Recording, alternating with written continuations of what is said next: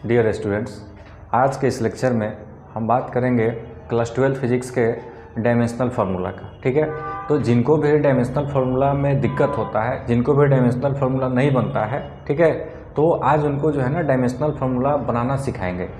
आप वीडियो को ना, इस लेक्चर को आप शुरू से लास्ट तक अगर आप ध्यान से देखते हैं, ठीक है, तो निश्चित है कि आपको डायमेंशनल फार्मूला में कहीं भी कोई दिक्कत नहीं होगा।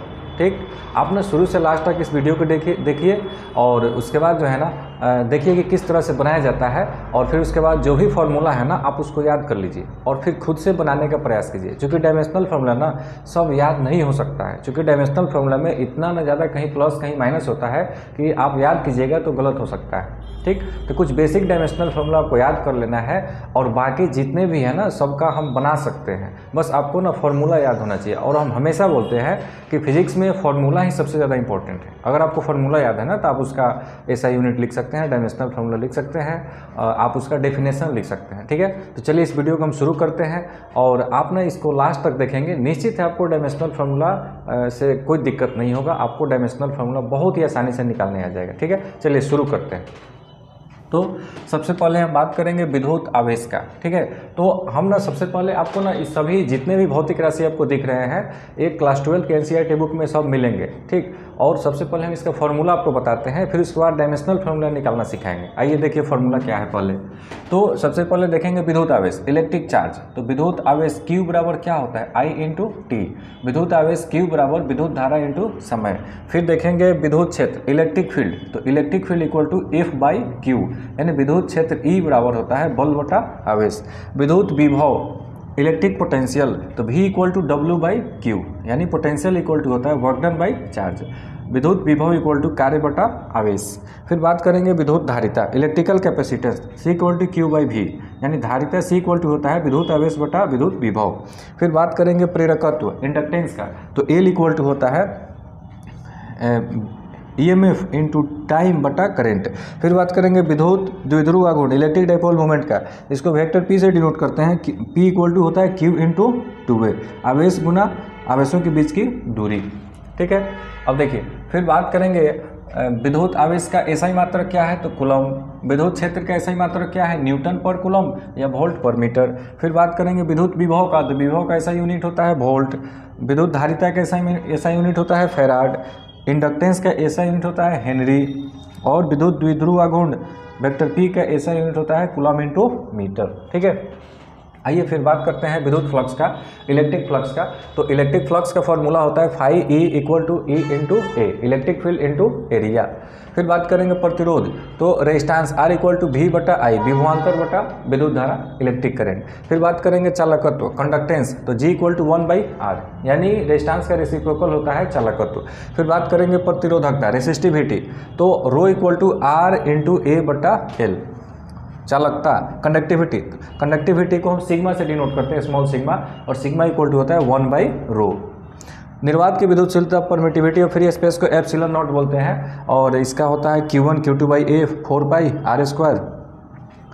एप्सिलॉन R है रिलेटिव परमिटिविटी बोलते हैं, और यहाँ पे K मतलब होता है डाई इलेक्ट्रिक कांस्टेंट, परावैद्युतांक। ये दोनों जो है ना ये कांस्टेंट ही है, और रिलेटिव परमिटिविटी क्या है, रेशियो है, परमिटिविटी का रेशियो है। ठीक है, तो इसका अब ये रेशियो है तो इसका यूनिट फैराड पर मीटर और इसका भी फैराड पर मीटर कट जाएगा, फाइनली यूनिट लेस हो जाएगा, रेशियो का कोई यूनिट नहीं होता है। फिर बात करेंगे चुंबकीय क्षेत्र, मैग्नेटिक फ्लक्स का, मैग्नेटिक फील्ड का। तो B equal to F by Q V sine theta, और मैग्नेटिक फील्ड B का ऐसा यूनिट होता है टेस्ला। ये डाई इलेक्ट्रिक कांस्टेंट या रिलेटिव परमिटिविटी का कोई यूनिट नहीं होता है, ये यूनिट लेस होता है। एप्सिलॉन नॉट का यूनिट होता है फैराड पर मीटर। ठीक है, या एक और होता है कूलम्ब स्क्वायर पर न्यूटन मीटर स्क्वायर। अभी हम एक ही देखेंगे फैराड पर मीटर। यहाँ देखिएगा रेसिस्टिविटी का, कंडक्टिविटी का यूनिट होता है पर ओम पर मीटर। फिर यहाँ रेसिस्टिविटी रो का यूनिट होता है ओम इंटू मीटर। कंडक्टेंस का होता है पर ओम, रेजिस्टेंस का होता है ओम, विद्युत फ्लक्स फाई ई का होता है वोल्ट इंटू मीटर, ठीक है। तो ये आपका जो है ना फॉर्मूला है और उसका यूनिट है। अब हम आपको सिखाते हैं डायमेंशनल फार्मूला कैसे बनाया जाता है, ठीक है। आइए देखिए, जैसे यहाँ पे है विद्युत आवेश Q, तो Q बराबर क्या होता है I इंटू टी। तो देखिए यहाँ I का मतलब होता है एम्पियर और टाइम का T होता है, तो Q का हो गया 80, Q का हो गया आपका 80। फिर बात करेंगे इलेक्ट्रिक फील्ड का, तो इलेक्ट्रिक फील्ड इक्वल टू होता है F बाई Q।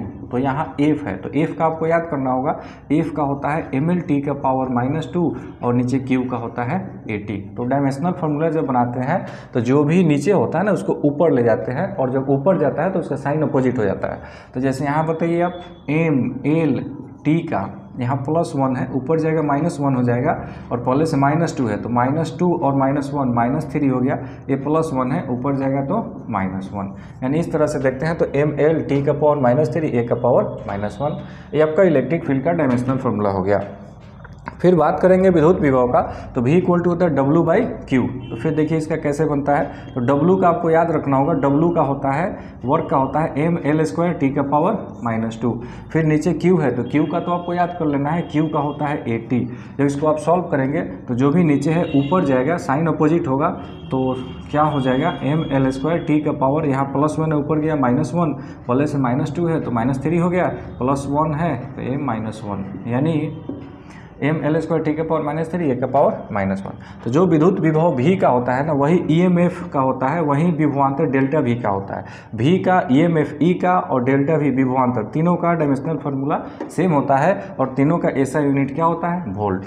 फिर बात करेंगे विद्युत धारिता, इलेक्ट्रिकल कैपेसिटेंस, तो C इक्वल टू होता है Q बाई V, और यहाँ इसको चलिए बनाते हैं, तो Q का होता है 80, Q का होता है 80, और V का तो अभी कैलकुलेट किए हैं, यहाँ V का क्या है ml² का पावर -3, ml² का पावर -3 a का पावर -1। जब इसको सॉल्व करेंगे तो जो नीचे है ना इसको ऊपर ले जाएंगे, साइन अपोजिट हो जाएगा, तो m का +1 ऊपर गया -1, l का यहाँ पे +2 है ऊपर जाएगा -2, t का -3 ऊपर जाएगा +3 हो जाएगा, पहले से एक यहाँ पे है तो t का पावर 4 हो जाएगा, और a का -1 ऊपर +1 तो a का पावर कितना हो जाएगा 2 हो जाएगा। तो m -1 l -2 t का 4 a का पावर 2। फिर बात करेंगे l का इंडक्टेंस का, तो एक फॉर्मूला होता है इंड्यूस्ड EMF इक्वल टू होता है -L di/dt। di मतलब चेंज इन करंट, dt मतलब चेंज इन टाइम, l मतलब इंडक्टेंस, EMF मतलब वोल्टेज। तो जब इसको इंटरचेंज कर देंगे तो l इक्वल टू हो जाएगा EMF इंटू टाइम इंटू बटा करंट। तो EMF का क्या है, तो EMF का और V का सेम है, तो देखिए ना यहाँ EMF का क्या है, बोलिए EMF का है ml² का -3 a का पावर -1, और नीचे है, हाँ यहाँ पे टाइम है, यहाँ पे टाइम कर देंगे, नीचे करंट है तो करंट का एम्पियर होता है। अब इसको हम सॉल्व कर देंगे, जो नीचे है उसको ऊपर ले जाएंगे, तो यहाँ पे हो जाएगा ml², ठीक है, वो रहेगा ml², और यहाँ t है +1, यहाँ -3, तो -3 +1 हो जाएगा, t का -2, और यहाँ +1 है ऊपर जाएगा तो -1 हो जाएगा, पहले से -1 है, a का पावर -2, यानी ml² t का -2 a का पावर -2। फिर बात करेंगे इलेक्ट्रिक डाइपोल मोमेंट, विद्युत द्विध्रुव आघूर्ण वेक्टर P से डिनोट करते हैं, और वेक्टर P इक्वल टू क्या होता है, तो Q इंटू 2a। फिर इसको बनाएंगे तो Q का होता है 80, और 2a मतलब दूरी है, और दूरी का L होता है, तो इसको सीक्वेंस में लिखेंगे तो L T A, इसमें मास शामिल नहीं है, मास को शामिल करेंगे तो पावर में क्या होगा 0, यानी m0 L T A यहाँ पे, ठीक है। फिर आगे हम बात करेंगे विद्युत फ्लक्स का, इलेक्ट्रिक फ्लक्स का, तो फ्लक्स का यहाँ सब कुछ लिखे हुए हैं, फार्मूला है आपका, यूनिट है, डायमेंशनल फार्मूला है, नहीं तो इसके लिए क्या करते हैं, यहाँ इलेक्ट्रिक फील्ड का डायमेंशनल फार्मूला लिखेंगे, तो इलेक्ट्रिक फील्ड यहाँ तो कैलकुलेट किए है ना, यहाँ से यहाँ रख दीजिए, इलेक्ट्रिक फील्ड का है आपका ml t का पावर -3 a का पावर -1, यहाँ एरिया है तो एरिया का होता है l²। अब इसको कंबाइन कर दो, मिला दो, तो m हो जाएगा l का कितना 3 हो जाएगा, और t का -3 a का -1, ml3 t का -3 a का पावर -1। इस तरह से आप खुद बना सकते हैं, ठीक है। आपको ना प्रैक्टिस करना है, एक बार देख के आपको सीख लेना है, और सभी फार्मूला को लेकर के आपको खुद से प्रैक्टिस करना है, निश्चित है कि आपको बनाने आ जाएगा, बहुत आसान होता है। आइए देखिए, R इक्वल टू होता है V/I, यहाँ वोल्टेज है, नीचे क्या है, करंट है, तो वोल्टेज का तो यहाँ कैलकुलेट किया है ना, ml² t का पावर -3 a का पावर क्या है -1, वोल्टेज का यही ना, वोल्टेज का है। फिर बात करेंगे नीचे है करंट, तो करंट का एम्पियर होता है, तो सॉल्व करेंगे, ऊपर जाएगा तो हो जाएगा ml² t का पावर -3, ये +1 हो जाएगा, ऊपर -1 a का पावर हो जाएगा -2, ml² t का -3 a का पावर -2, ठीक है। फिर बात करेंगे कंडक्टेंस का। तो कंडक्टेंस क्या होता है, रेजिस्टेंस का रेसिप्रोकल होता है, इसका इन्वर्स हो जाएगा, यानी जो रेजिस्टेंस का है ना उसको अपोजिट कर दीजिएगा। तो यहाँ +1 है तो -1, यहाँ +2 है तो -2, -3 है तो प्लस हो जाएगा, -2 है तो प्लस, सब कुछ वही होगा, बस उसको माइनस को प्लस, प्लस को माइनस कर देना है। फिर बात करेंगे रेसिस्टिविटी का। तो रेसिस्टिविटी का ρ = RA/L, यानी R = होता है ρL/A, यही फॉर्मूला है। इसको आप इंटरचेंज करेंगे तो ρ = इतना हो जाएगा। अब फिर बात करते हैं यहाँ एरिया है, तो एरिया का होता है L² और लंबाई का होता है L। तो एक L से एक L कट जाएगा, सिर्फ एक L बचेगा। तो जो रेजिस्टेंस का होगा ना उसमें L को शामिल कर देंगे।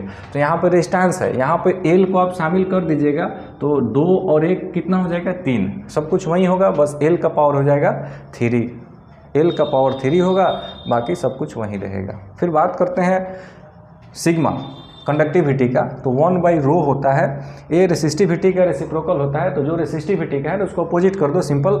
यहाँ रेसिस्टिविटी ρ का यहाँ पे है ना, इसको अपोजिट कर देंगे। तो m का +1 तो -1, +3 तो -3, -3 तो +3, a का -2 तो a का +2, ठीक है।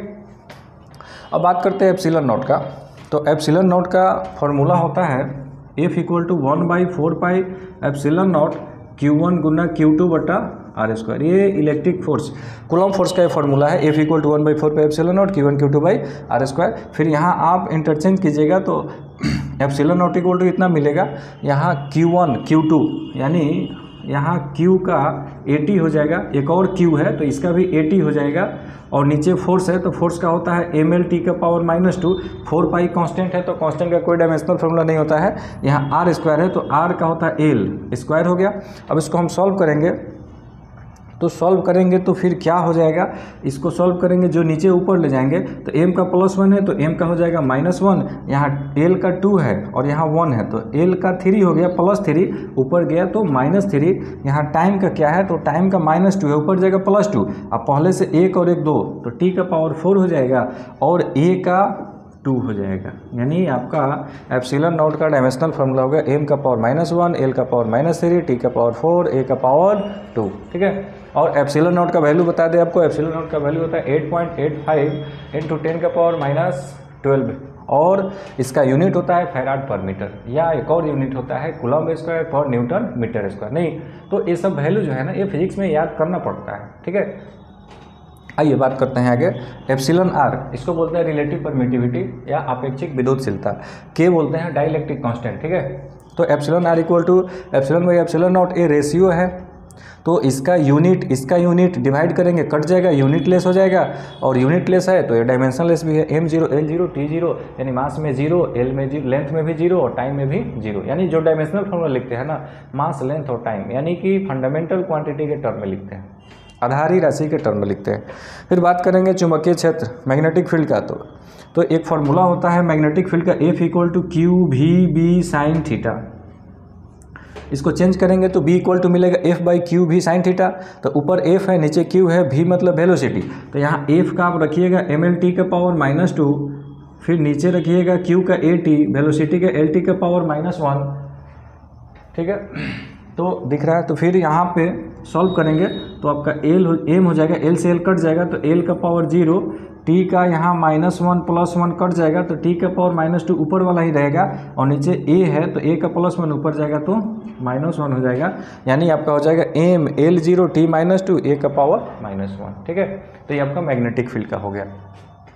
तो ये जो है ना एक क्लास 12 अगर आप इतना कर लेते हैं ना, आप इसको वीडियो लेक्चर को शुरू से लास्ट तक अगर आप ध्यान से देख लेते हैं, इस चीज़ों को समझ लेते हैं और उसके बाद फार्मूला याद करके खुद से अगर प्रैक्टिस कर लेते हैं, तो निश्चित है कि आपके मन से जो है ना डायमेंशनल फार्मूला का डर खत्म हो जाएगा और आप डायमेंशनल फार्मूला को आराम से निकाल सकते हैं, बना सकते हैं, ठीक है। तो अगर ये जो है ना आपको टॉपिक समझ में आया है, अच्छा लगा है तो आप लाइक कर दीजिएगा, नहीं सब्सक्राइब किया तो सब्सक्राइब कर दीजिएगा और कमेंट जरूर कीजिएगा कि कैसा लगा है, ठीक है, और शेयर कर दीजिएगा। थैंक यू, मिलते हैं नेक्स्ट वीडियो में।